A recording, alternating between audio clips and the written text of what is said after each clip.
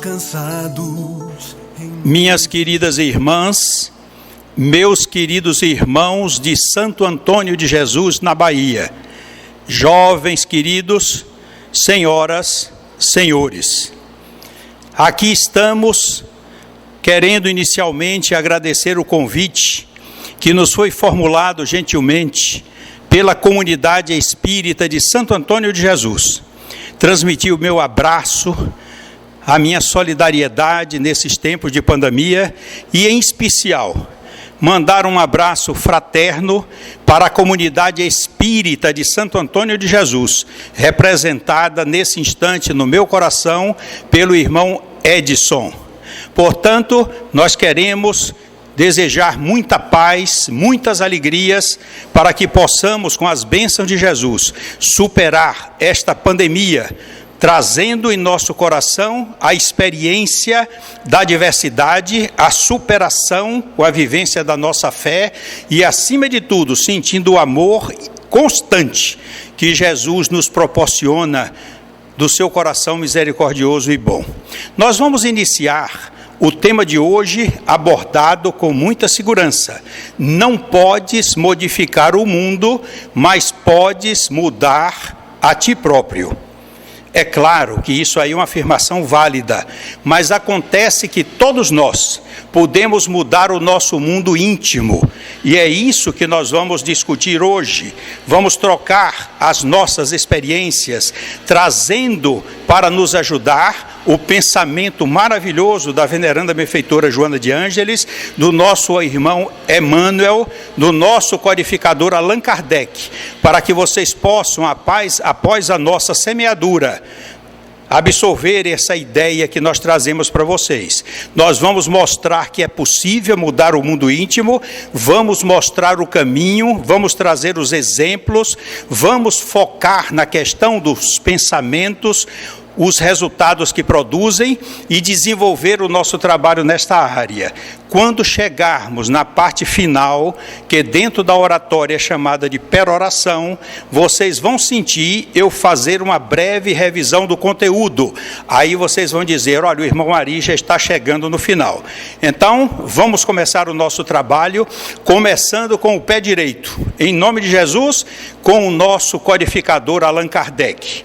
Quando ele nos diz qual o meio prático mais eficaz que tem o homem de se melhorar nesta vida e de resistir à atração do mal. Essa pergunta foi feita aos espíritos superiores que o estavam orientando, a mando de Jesus, a codificação espírita. É a questão 919 de O Livro dos Espíritos. E os espíritos luminares responderam: um sábio da antiguidade vô-lo disse, conhece-te a ti mesmo. E o maravilhoso dessa questão é que nós encontramos na veneranda benfeitora Joana de Ângeles, no campo de estudo que ela já se dedica há mais de 25 anos, na série psicológica de Joana de Ângeles, que no Grupo Espírita Casa de Guará, nós temos um grupo especial, já há alguns anos, transitando em Porto Alegre, transitando em Curitiba, transitando em Belo Horizonte, participando de todas as reuniões lideradas pelo nosso irmão Marlon Reikdal. Então, essa pergunta, conhece-te a ti mesmo, realmente é o caminho mais prático, mais eficaz que tem o ser humano de melhorar nesta vida e resistir à tentação do mal, conhecendo-se. Mas nós vamos agora, com a ajuda, a resposta do irmão Santo Agostinho, nessa pergunta, 919, letra A, quando ele acrescenta: o conhecimento de si mesmo é, portanto, a chave do progresso individual. E vamos trazer agora o pai da psicologia analítica, Carlos Gustavo Jung, para ver o pensamento dele. Quando ele nos afirma, sua visão se tornará clara somente quando você puder olhar para o seu próprio coração. Quem olha para fora sonha, quem olha para dentro desperta. E é isso que a doutrina espírita deseja de nós. Portanto, nós vamos começar agora com o auxílio da veneranda benfeitora Joana de Ângeles, quando ela nos diz no livro Seja feliz hoje, no capítulo de número 4. Renovação é vida e mudança de conduta para melhor. É impositivo do processo da evolução. Impositivo essa mudança. Nós não podemos mudar o mundo, mas mudar o nosso mundo íntimo, nós podemos, em nosso benefício, que se refletirá em benefício da própria sociedade. Mas vamos acompanhar, de mãos dadas com a veneranda benfeitora Joana de Ângeles, para ouvir do seu coração, no livro Tesouros Libertadores, capítulo de número 26. Graças às esplêndidas elucidações do Espiritismo, o ser humano dispõe de instrumentos valiosos para a sua integração no programa cósmico do aperfeiçoamento moral. Com a ajuda da doutrina espírita, nós temos condições de acelerar mais esse conhecimento de nós mesmos. E nós vamos agora continuar ainda com ela, no livro Jesus e Vida, na página 81, quando ela afirma: ninguém renasce no mundo físico para sofrer, senão para reeducar-se, para recuperar-se dos delitos infelizes, para crescer na direção de Deus. Este é o processo maravilhoso do nosso crescimento espiritual.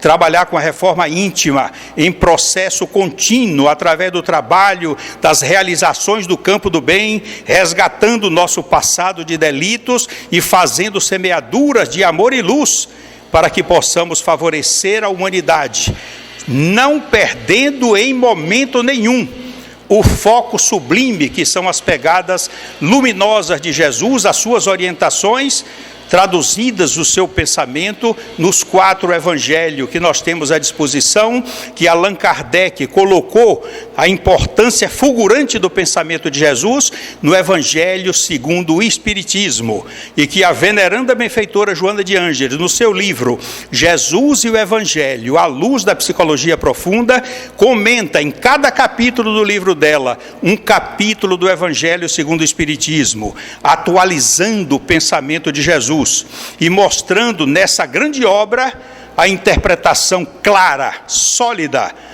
do pensamento de Jesus à luz da psicologia profunda. É um tesouro de que todos nós devemos estudar, aliado ao culto do Evangelho no lar. Mas vamos prosseguir agora com uma observação muito interessante. O nosso benfeitor da Casa de Guará, o nosso irmão Batuíra, tem como lema: trabalho, trabalho e mais trabalho. Claro que Jesus também corrobora isso quando ele diz: meu Pai trabalha até agora e eu também trabalho. Portanto, a imagem seguinte que vocês vão ver, observe esse irmão nosso aí, numa preguiça danada, em cima de um sofá, e Joana de Ângeles, no livro Seja Feliz, hoje, capítulo de número 4, ela afirma: não te suponhas sem chance de progredir, arrimando-te à preguiça mental e aos lamentos morais. Quando o tempo é mal utilizado, enseja saldo negativo na contabilidade existencial.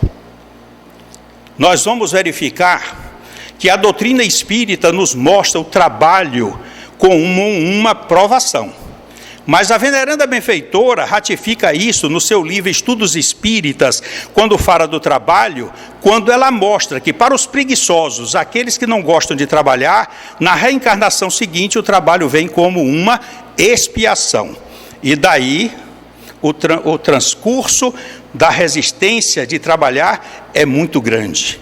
Por isso nós vamos agora observar outro quadro muito interessante. Olhem essa águia, o olho dela incisivo, parecendo que está preparando-se para atacar ou para fazer um julgamento. Foi nesse sentido, nessa interpretação, que colocamos aqui outro pensamento da veneranda benfeitora Joana de Ângeles, no livro Seja Feliz Hoje, capítulo de número 4, quando ela começa dizendo: cuida do vocabulário chulo. Muitos de nós temos o hábito de falar palavras chulas, mundanas. O mundo hoje está infestado, qualquer coisinha diz uma palavra de baixo calão, e achando que a sociedade tomando conta até como se fosse coisa natural. Não é. Por isso que ela diz, tome cuidado do vocabulário chulo. Tome cuidado das acusações insensatas contra os teus irmãos e ser fiel à mudança para melhor. Porquanto serás chamado a prestar contas dos teus arrobos de cólera, de intolerância e de insensatez. Tudo isso ela está falando na questão do procedimento chulo e o procedimento desorganizado e desequilibrado no trato com os outros. Vamos agora buscar no Evangelho um auxílio para esses esclarecimentos. E a veneranda Joana de Ângeles, no mesmo livro, Seja Feliz Hoje, no capítulo de número 4, ela diz, as boas novas de Jesus, que são todas as suas lições que estão nos 4 evangelhos, as boas novas de Jesus são lições de vigorosa atualidade para a incessante renovação moral de cada um de nós.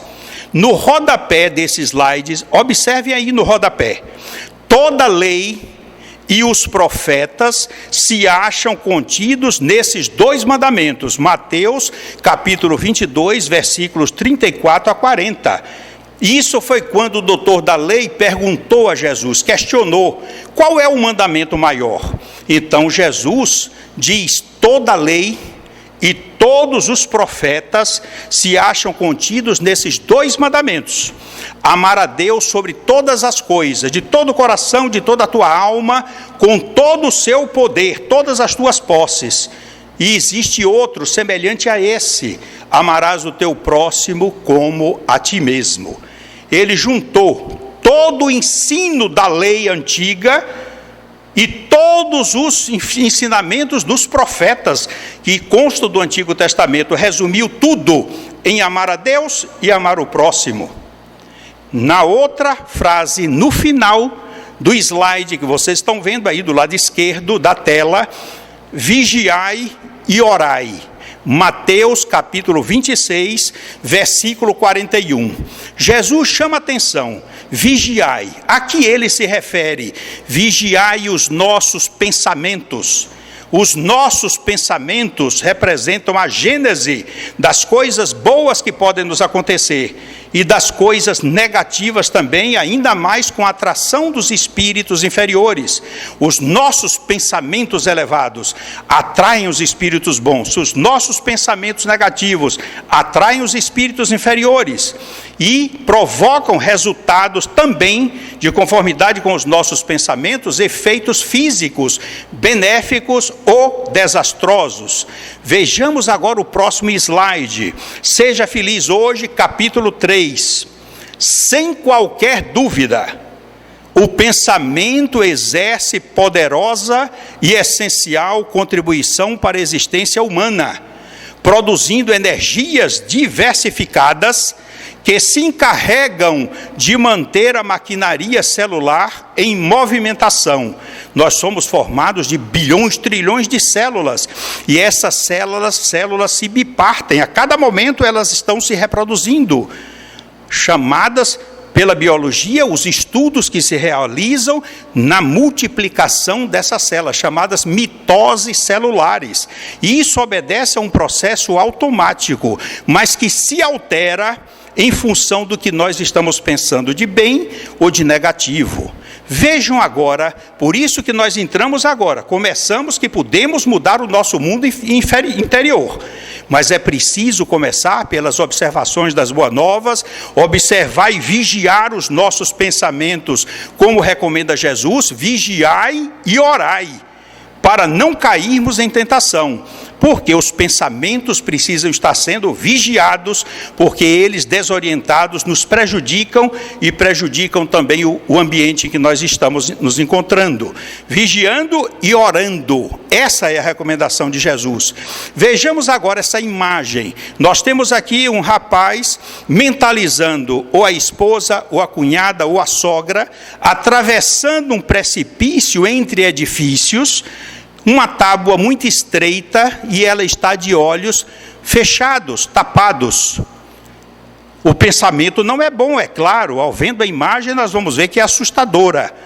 E ela diz, no capítulo Seja Feliz Hoje, capítulo de número 3, quando o pensamento se manifesta carregado pela onda gerada de sentimentos perversos, desarticula a harmonia vigente e abre campo para a instalação de enfermidades.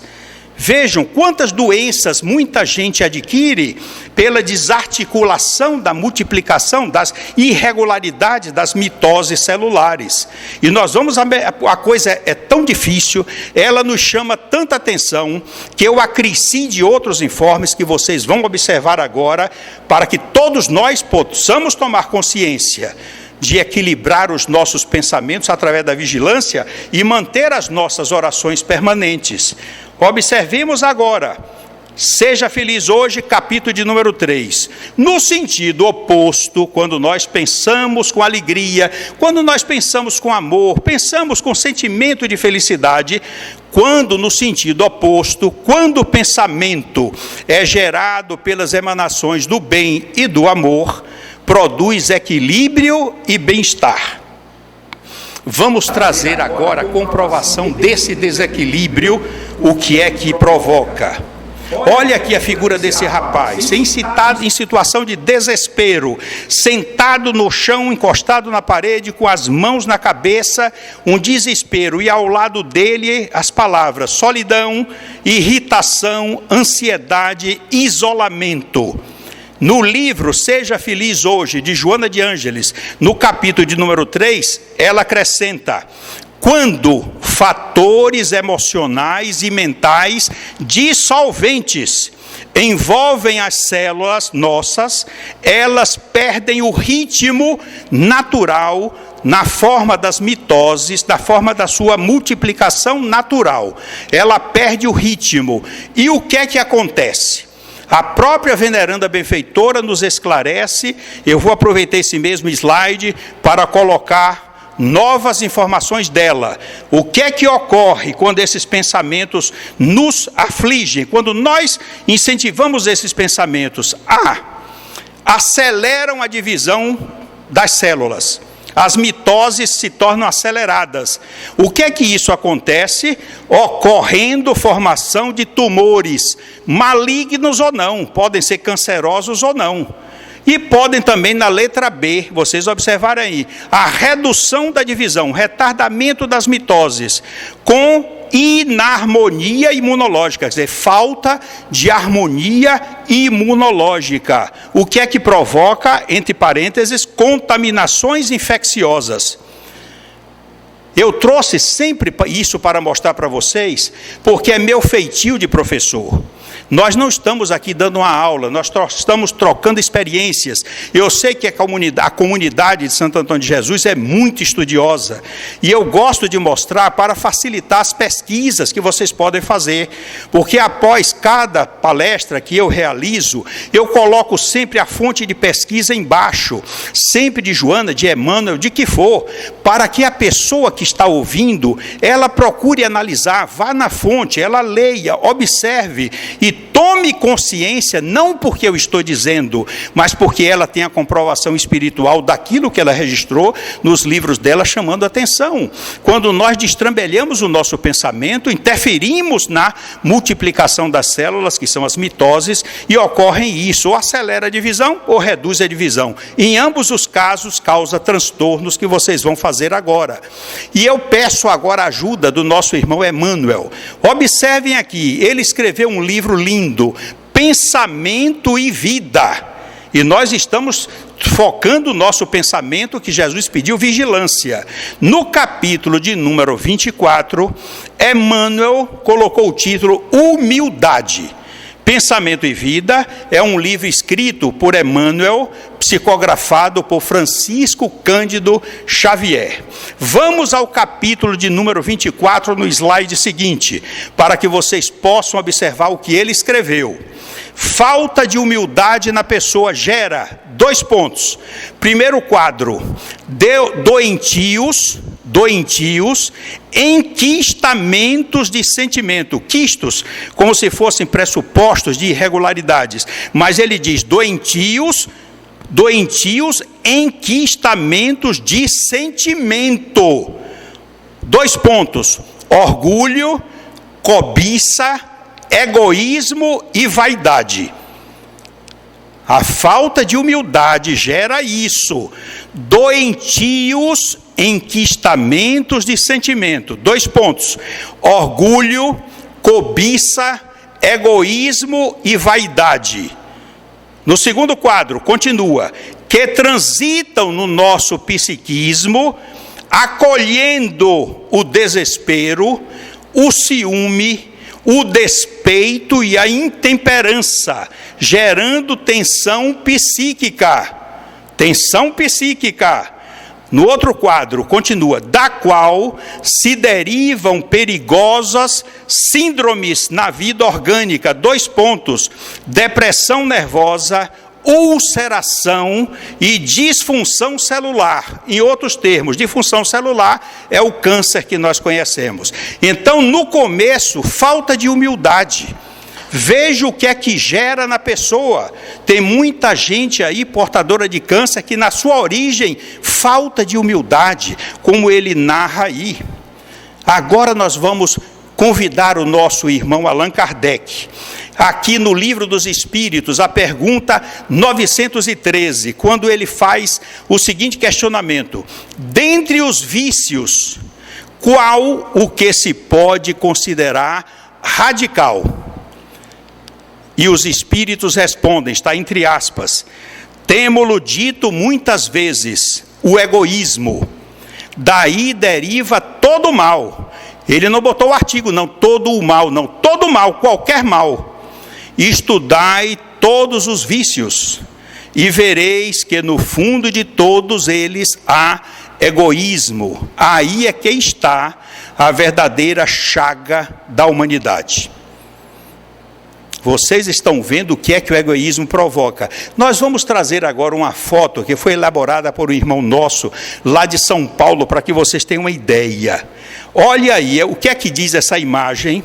Um irmão nosso, morador de rua, deitado, mostrando no seu aspecto a necessidade de tudo na vida, até de esperança que ele não deve ter. O irmão vem de paletó transitando em São Paulo. O que é que o egoísmo faz? Aquela figura escura ali não é um ser humano, representa o egoísmo dele, que é o nosso também. Viramos a cara para não enfrentar a realidade, não oferecer ajuda, não abrir o nosso coração para o nosso amor. Vejam como o egoísmo é uma chaga realmente. O início, poderíamos dizer, a mãe de todos os vícios, porque na origem de todos os vícios há o egoísmo. Ele seria a mãe, eu não posso dizer o pai não, embora seja masculino, eu digo é a mãe de todos os vícios. Há uma história muito interessante do nosso irmão Malba Tahan. O título é O Fio de Aranha. Ele conta a história de um conquistador muito violento da antiguidade, embora não coloque o nome, mas era um homem violento. Ele só vivia para matar, para conquistar.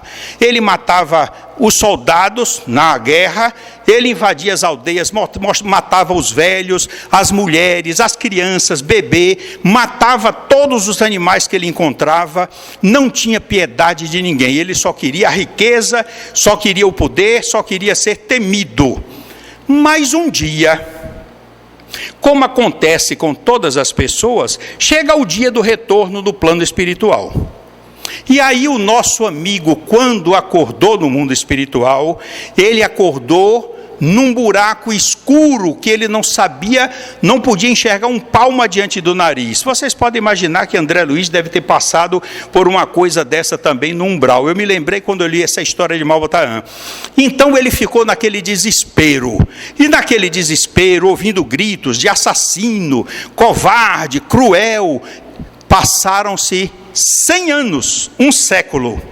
E quando ele já não aguentava mais, no desespero, ele se ajoelhou. Ele que não acreditava em Deus. Ele dizia que o Deus era ele.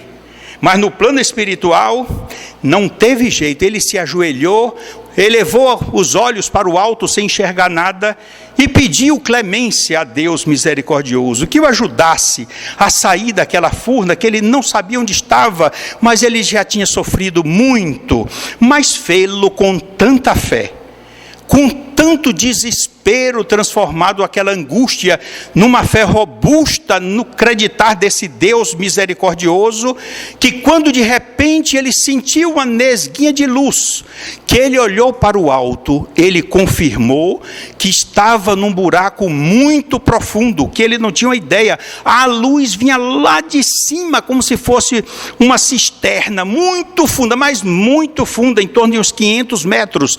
Ele olhou, só via aquele pontinho de luz, e aquela nesga de luz vinha descendo, descendo, descendo, quando de repente aos olhos dele materializou-se um espírito superior, e ele teve tanto impacto visual e no coração que ele se ajoelhou e disse: meu irmão, você que é representante de Deus, veio me tirar daqui.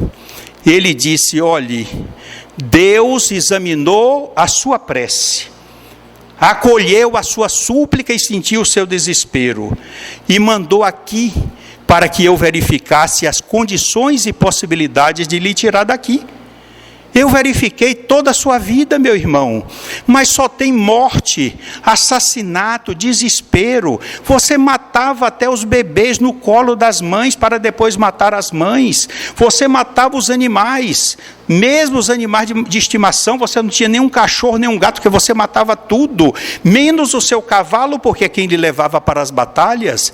Então não havia no plano espiritual nada que pudesse ter uma coisa que favorecesse atender o seu pedido. Deus não tinha condições de encontrar, até que um dia Deus lembrou-se de uma coisa, que numa batalha, onde você no começo da sua vida, ainda não experiente, sofreu uma emboscada dos seus inimigos, e os seus soldados foram todos mortos, e você fugiu, e entrou e se escondeu num buraco, uma toca, não sei de que animal. E ali, quando os soldados inimigos vieram procurando por você para ver se o achava, eles não encontraram ninguém. E um gritou de longe: há uma toca aí, vê se ele está dentro. E o soldado veio perto e disse: não, aqui não tem ninguém não, porque uma aranha construiu uma teia na porta. Se ele tivesse entrado aí, a aranha não estaria aí. Então nem examinaram no interior do buraco e foram embora. Foi a salvação sua, disse o anjo para ele, porque você ficou tão agradecido àquela aranha que fez tão rápida a teia, que os seus inimigos pensaram que você não pudesse ter entrado ali. Então você saiu com todo cuidado, tirou a teia para não prejudicá-la, saiu, botou a teia no lugar e a aranha ficou lá. Foi o único animal na sua vida que você não matou. Portanto, meu irmão, com base nisso que você fez, aquela aranha, você vai poder sair daqui subindo em um fio de uma aranha. O fio Deus vai mandar lá de cima. Aí nesse momento foi descendo, apareceu um fio mais fino do que um fio de cabelo, brilhando. É por esse fio que você vai subir e vai chegar à sua liberdade. Quando chegar lá em cima, eu vou conversar com você para definirmos então a sua nova vida e a sua nova caminhada. Tá certo? Tá. O anjo desapareceu, ele começou a subir avidamente pelo fio da aranha. Foi subindo, foi subindo, foi subindo, foi subindo. Quando estava faltando 1 metro para sair na superfície, não sei porquê, ele teve curiosidade de olhar para baixo. E quando olhou, empendurado no fio, tinham mais de 50 espíritos sofredores que vinham também na busca da liberdade. E sabe o que foi que ele fez? Colocou o egoísmo todo para fora e pisando na cabeça deles, disse: saiam daqui, o fio é só meu, Deus mandou só para mim, vocês têm de sair. E dava chute na cabeça dos outros, eles iam despencando lá de cima, despencando. Quanto mais ele batia que despencava, vinha mais gente. Ele, em vez de aproveitar e subir logo, ficou preocupado em não deixar os outros subirem. A preocupação foi tanta, o egoísmo invadiu a alma dele com tanto peso, que o fio quebrou. E resultado, ele caiu de novo e os outros caíram também. Vocês vejam como, meus irmãos, o egoísmo para aquele homem foi tão feroz. Por isso que Allan Kardec fala que o orgulho e o egoísmo são as duas chagas da humanidade.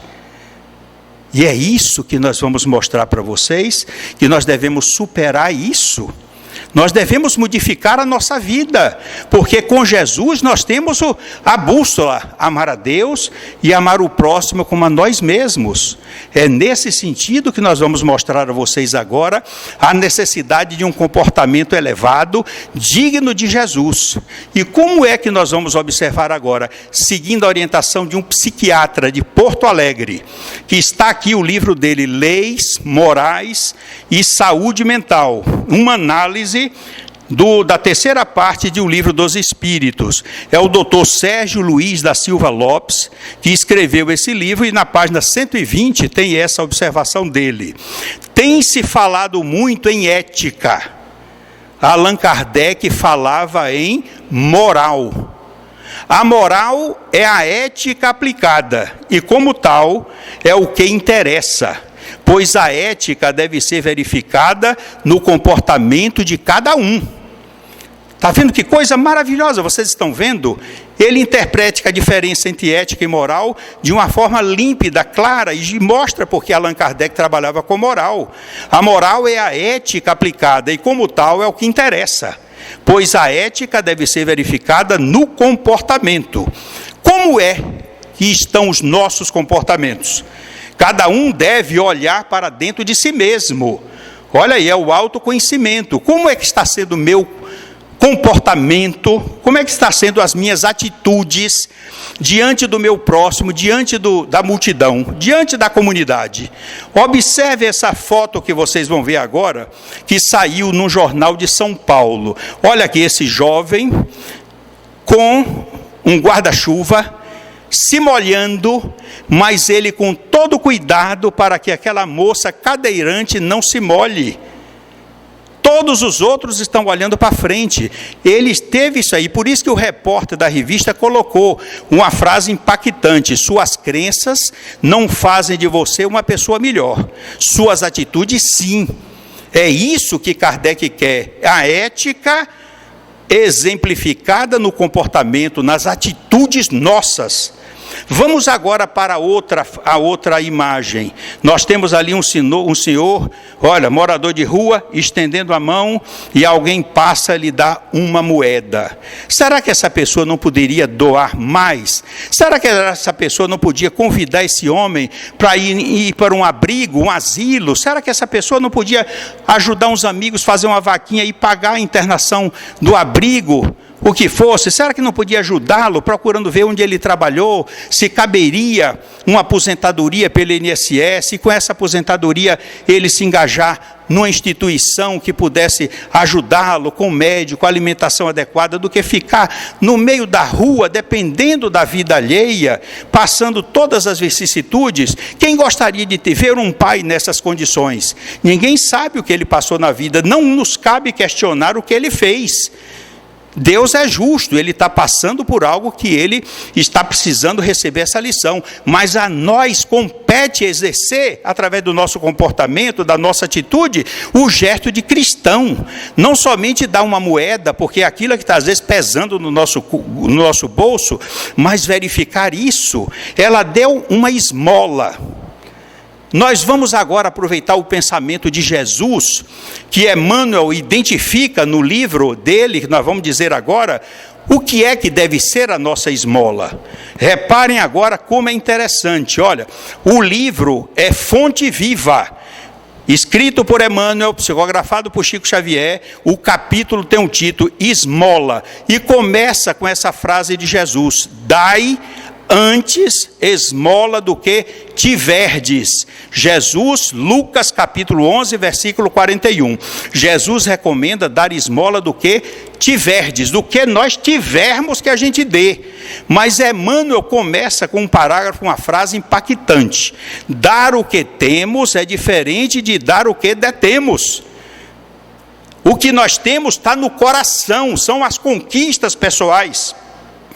O resto que nós temos, seja a minha camisa, seja o carro, seja um apartamento de cobertura, seja uma lancha, uma fazenda, um sítio, isso pertence a Deus. Nós somos mordomos, aquilo nós estamos detendo, e se Deus quiser nos tira. Muita gente pensa que aquilo não é minha, eu estou na posse, estou na propriedade, tem uma escritura. Lê do engano. Nós somos mordomos, todo o patrimônio é de Deus, o que nós temos está dentro de nós. Quando Jesus diz, dá tudo o que tiverdes, Ele manda dar o que nós temos dentro de nós, a nossa paciência, a nossa tolerância, a nossa humildade, a nossa fé, a nossa boa vontade, o nosso amor. Em João, Jesus é muito claro como ele diz, não existe maior amor do que este, 2 pontos, aquele que dá a vida pelos seus amigos.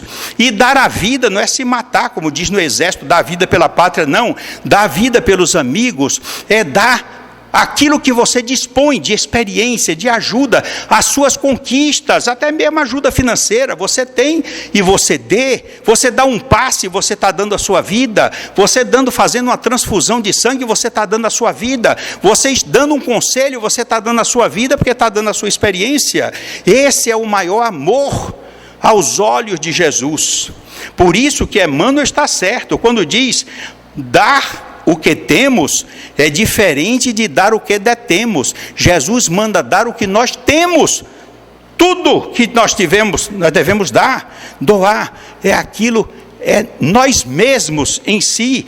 Por isso que eu trouxe uma parte, um parágrafo do que ele explicita em outra página dessa mensagem, para vocês, todos nós entendermos melhor a mensagem dele. Quando ele assevera aqui, o aviso do instrutor divino, que é Jesus, nas anotações de Lucas, significa, 2 pontos, dai esmola de vossa vida íntima, daquilo que você tem, ajudai por vós mesmos, espalhai alegria e bom ânimo, oportunidade de crescimento e elevação com os vossos semelhantes, sede irmãos dedicados ao próximo, porque em verdade, o amor que se irradia em bênçãos de felicidade e trabalho, paz e confiança, é sempre a dádiva maior de todas. Vocês estão vendo que beleza? Vamos agora aqui, novas mensagens que vocês vão ver aqui. Observem bem, ninguém está livre da tentação. Nos diz Joana de Ângeles, no livro Segue em Harmonia, capítulo 12. E aqui nós trazemos de novo o pensamento de Jesus. Vigiai e orai, para que não entreis em tentação, Mateus 26, 41. Aí vocês vão dizer, olha, bem que Ari preveniu. Na hora que ele começar a repetir as coisas do início, do exórdio, é porque já está caminhando para a conclusão da mensagem. Essa é a técnica que todos os grandes oradores usavam, que ainda se usa, com boa segurança na mensagem. Portanto, vamos ver agora a vigilância dos pensamentos. Joana de Ângeles, Seja Feliz, capítulo 3.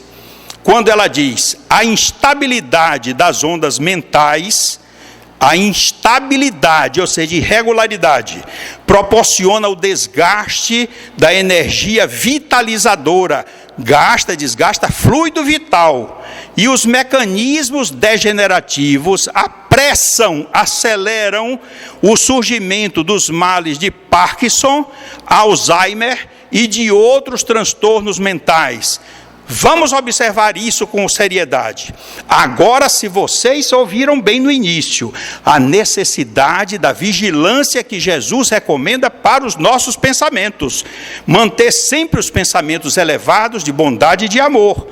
E vamos continuar com ela ainda dizendo no mesmo livro, a irradiação da mente que exterioriza o espírito no seu estágio de evolução, é sempre recebida pelos órgãos de acordo com a sua qualidade vibratória, responsável pela manutenção da ordem ou do desequilíbrio de cada unidade celular. Viram o que eu falei no exórdio? As mitoses, as divisões celulares, as mitoses celulares se desarmonizam com a irradiação da mente. Eu estou repetindo para finalizar e para fixar, para que vocês saiam daqui dizendo: hoje nós aprendemos muito com a veneranda benfeitora Joana de Ângeles, aprendemos a ser humildes com o nosso irmão Emmanuel. Olha aqui mais que ela diz: quando são elaborados pensamentos de ternura e de perdão, de compaixão e de caridade, irradiações saudáveis envolvem todo o ser, mantendo-o em clima de plenitude. Olha essa foto aí, 2 idosos, e aí tem uma passagem de Paulo, na sua primeira epístola aos Coríntios: tudo, o amor tudo sofre, tudo crê, tudo espera, tudo suporta, o amor jamais acaba. Aí está vendo o casal aí mostrando a importância disso.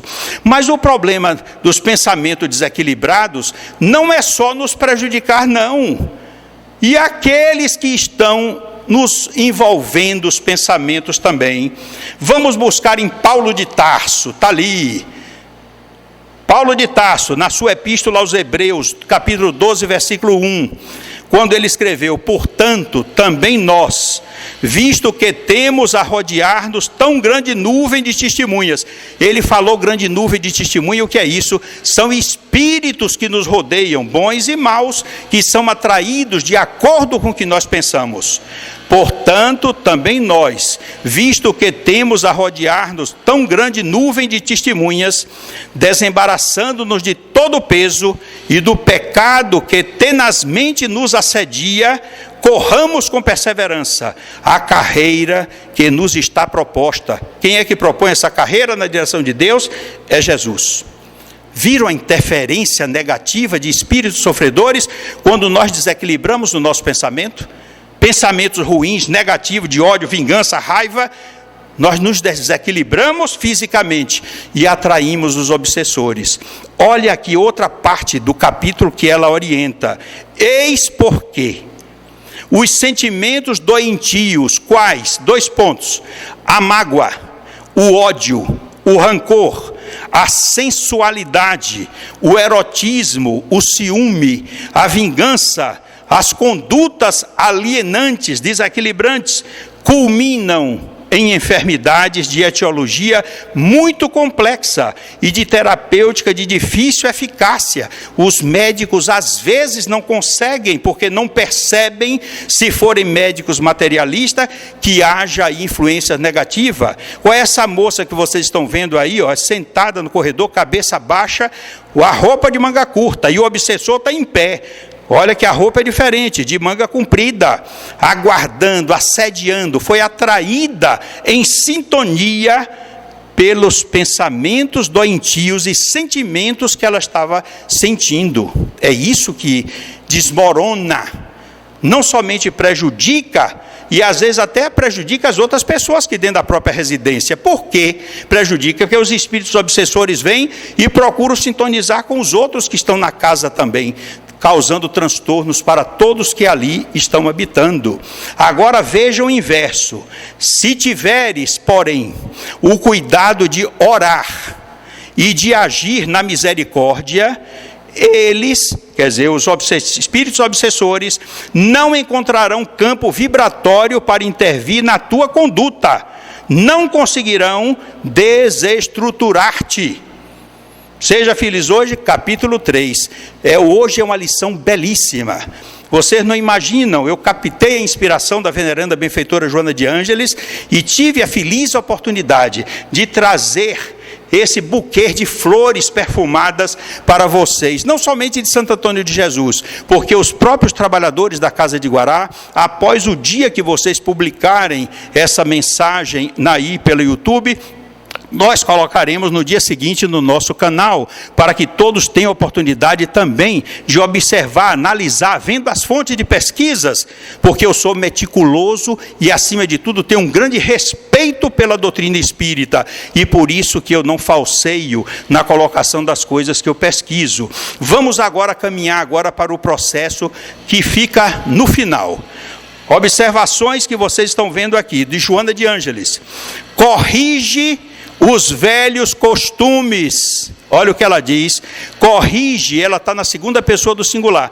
Eu vou colocar na terceira. Corrija os velhos costumes da censura e da reprimenda, a mania de censurar os outros, a mania de chamar os outros a atenção. Corrija os velhos costumes do pessimismo e da negatividade. Não tem motivos para ser pessimista e ser negativo, de prevenção e do preconceito, do ressentimento e do ódio, do ressumar, de relembrar das lembranças mórbidas do passado. Não perdoa porque fica com aqueles pensamentos mórbidos, que no íntimo é uma desculpa, porque ele na realidade não quer se esquecer, porque está querendo se vingar. Em que te comprazes para desfrutares da alegria e do bem-estar. É o conselho penúltimo que ela dá para todos nós. Vamos evitar isso. Corrija os velhos costumes da censura e da reprimenda, do pessimismo, da negatividade, da prevenção e do preconceito, do ressentimento e do ódio, do ressumar das lembranças mórbidas em que te comprazes. Quer dizer, nós temos satisfação em ficar lembrando isso, para desfrutares da alegria e do bem-estar. E agora a despedida, quando ela dá informação: vigia, pois, os teus pensamentos. Olha o que Jesus fala: vigiai e orai. Os nossos pensamentos são motivos benéficos quando nós mudamos o nosso corpo, mantemos as mitoses celulares, o nosso organismo perfeito, a imunidade funcionando maravilhosamente bem, quando nós pensamos de forma alegre, perdoamos, praticamos o bem, praticamos a caridade e atraímos os bons espíritos. Quando nós passamos para o lado esquerdo da negatividade, atraímos espíritos inferiores, prejudicamos o nosso corpo e as doenças aparecem. Por isso que ela repete aqui o que Jesus manda no Evangelho de Mateus: vigiai e orai. Vigia, pois, os teus pensamentos, fonte de bons e de maus sentimentos, a refletir-se na tua saúde. Os bons e os maus sentimentos se refletem na saúde da pessoa. E para concluir esta mensagem linda de Joana, no livro Libertação do Sofrimento, página 10 e 11. Aquele que encontrou Jesus dispõe dos melhores recursos da coragem e da alegria para os enfrentamentos, e com a contribuição ímpar do Espiritismo, resolver todos os problemas com a mente lúcida e o sentimento pacificado, quer dizer, repleto de paz. Por isso, meus queridos irmãos, que eu quero concluir deixando essa mensagem: para que jamais, em seus lares, vocês deixem de realizar o culto do Evangelho no lar. É a presença de Jesus na vida de todos vocês que estão habitando o mesmo teto. E quando alguém faz o culto do Evangelho numa residência, toda a rua onde as outras casas estão se iluminam. Quando alguém faz o culto do Evangelho no edifício de apartamentos, em qualquer andar, todo edifício se ilumina. Não deixem Jesus fora dos seus sonhos. Realizem, cumpram e sigam as suas palavras, que representam a bússola, procurando o norte das nossas existências. Sigamos o bem, façamos de nossa vida uma vida de produção do amor, que se torna divino na ação da caridade. Que sejamos um exemplo, um representante de Jesus na terra, para diminuir o sofrimento humano, para levar a paz, a esperança e a alegria. Nós estamos num planeta de expiação e provas, mas nessa transição planetária, o nosso planeta passará para um planeta de regeneração, e a característica do progresso irá se irradiando sempre, e levaremos todos nós na direção das estrelas. Que esse Jesus, misericordioso e bom, que esse Rabi Galileu, que esse pomicultor divino, que é o nosso modelo e o nosso guia, derrame um oceano de bênçãos para toda a cidade de Santo Antônio de Jesus. E eu digo a vocês, nunca deixem o Evangelho, seja o seu sustentáculo de todos vocês, na caminhada evolutiva, na direção do reino dos céus, construindo, distribuindo migalhas de luzes, soltando estrelas de esperanças no caminho de todos os que sofrem, para que todos também tenham a mesma possibilidade que nós estamos tendo de seguir nas pegadas de Jesus. Nós sabemos que o caminhar não é difícil, porque Allan Kardec nos afirmou, reconhece-se o verdadeiro espírita pela sua transformação moral, pelos esforços que empreende para dominar as suas inclinações negativas. Eu sei por mim mesmo que isso é difícil, que muitas vezes nessa tentativa nós caímos, mas não é importante cair, o importante é nós levantarmos e continuarmos a nossa jornada. E cada vez que nós levantarmos, confiando em Jesus, levantaremos com a nossa fé viril, a nossa vontade viril e o nosso pensamento viril na direção de Jesus, reconhecendo que quem cai na luta com glória tomba nos braços da história e renasce no coração do Brasil. Muito obrigado e que Deus os abençoe.